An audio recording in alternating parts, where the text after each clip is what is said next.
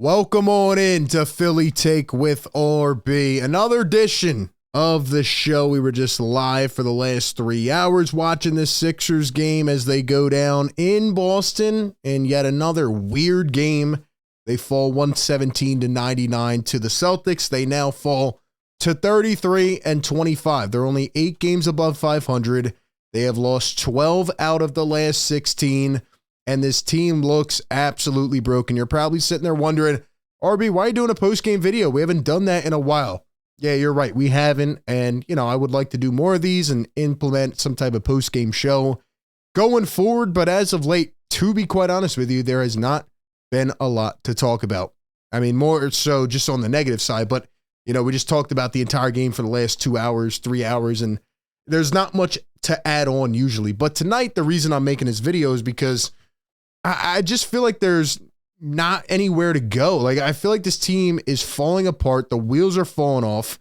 And when they say that Joel Embiid is the most valuable player, and by definition, we can all see he is the most valuable player, I didn't think it would be this bad. Like, the team literally, we always used to joke, is a lottery team without Joel Embiid. They are a lottery team.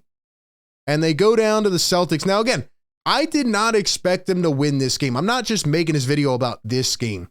They fought hard. They brought it back to a 2-point lead somehow and kind of reminded me of that game earlier this year in Boston where Patrick Beverley, Marcus Morris, and Paul Reed almost won the game. It was just very odd.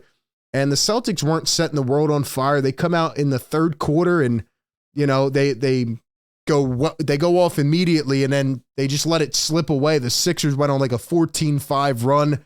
They come all the way back. They battle back. And then they bring it to a 2-point game. Like, the game is in your hands. And at one point, Nick Nurse is so out of options. He's running with Tobias at center. He's running with Bamba. He had to bring in Ricky Council and Campaign, who were huge sparks off the bench.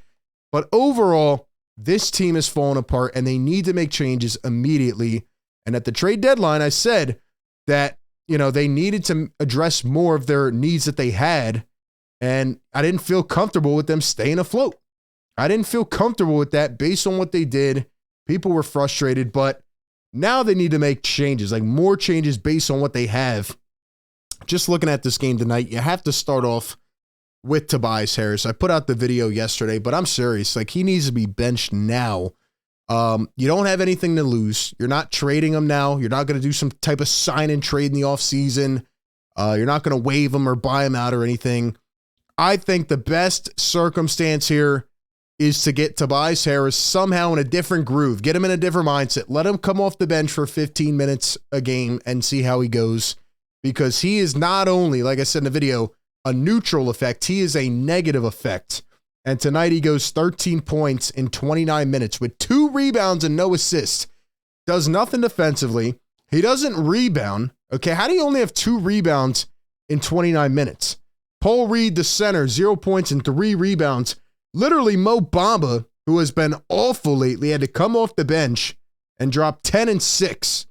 Ricky Council had to put up 16 points. Campaign with 13. And if it wasn't for Tyrese Maxey's incredible night, dropping 32 points, this team would have been blown out by 50 like that game last year. So, look, this team is falling apart. And even if Joel Embiid comes back, let me know your thoughts down below. If Joel Embiid comes back, should they really try to make a push and go all in and like force him to come back? Because the way I'm looking at this team now, yes, Joel Embiid makes other players look better, but if he's not at 100%, are these guys going to look as good as they did before? I mean, I can't believe what I'm seeing out here. Kelly Oubre, 1 for 6. He looks completely phased. Like, he is not even close to the player we saw 3 months ago. Buddy Hield was 2 for 8. He got cold in this game. Started off 2 for 3. They go away from him, right? Who else in this game? I mean, Nico Batum, 20 minutes off the bench, 1 for 4. The Sixers are getting no production. Kyle Lowry, 1 for 3 in 23 minutes. And now we get an update from Nick Nurse, who says that there's concern about Anthony Melton because he got injured in this game at some point. They said he was out with back spasms. And this is the same issue that caused him to be out for 2 months, unexpectedly.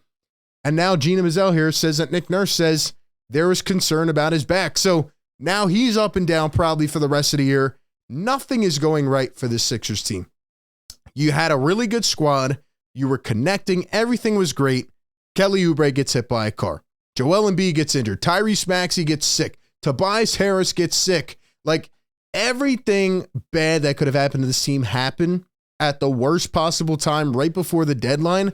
And Daryl Morey did not address enough needs on this team. Yes, he got a great movement shooter in Buddy Hield.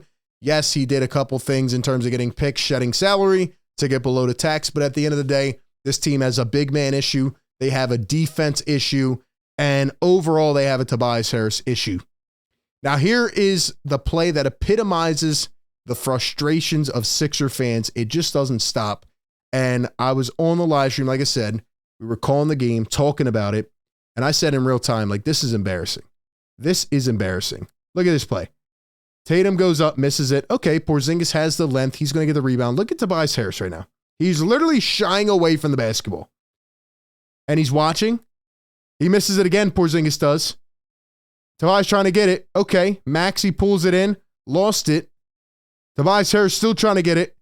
Oh, here it is. Let me pick it up. Oh, wait, I can't. Brown, back to Porzingis. And he goes right in. That is insane.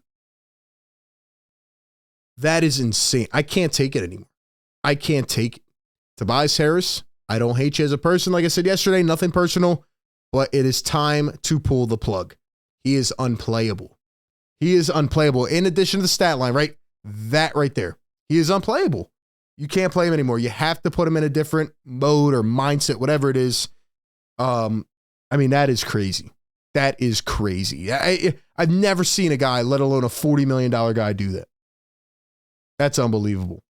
What else in this game? I mean, Tatum didn't play that well. Ricky Council at one point was locking him up, which was nice to see.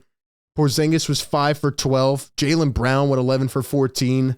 The Celtics, to me right now, are the deepest team in the league. If they don't win the finals this year, they're frauds. And at one point in this game, they looked like frauds. But then they just turned up the dial, man. Just like they did against the Knicks the other night. It's chip or bust for Boston, and I don't think they've ever had an easier path. Like, maybe they choke again to Miami, or, you know, the Knicks pull off some miracle run, or Doc Rivers finally gets his head out of it. But listen, man, the Celtics are just that good. I did not expect the Sixers to win this game, but they lose to the Bucks. They lose to Doc Rivers. They lose to the Celtics, and they're struggling to beat any team right now. They have a lot of issues, and 10 years into the process, and here we are frustrated, wondering if we'll ever get back to the Eastern Conference Finals. I mean, you have to be frustrated, man. There's nothing else you could say. Sixer fans out there that want to paint others, you know, as negative right now, yeah, I mean, they are. There's no other way you can be. Some people are mentally shutting down.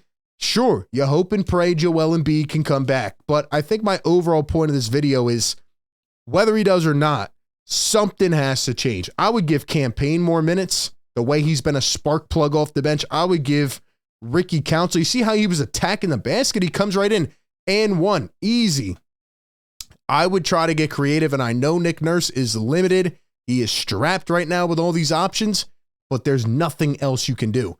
One thing I will say in this game, which did not affect the overall outcome, like it's not why the Sixers lost, but the Celtics had 37 free throws in this game.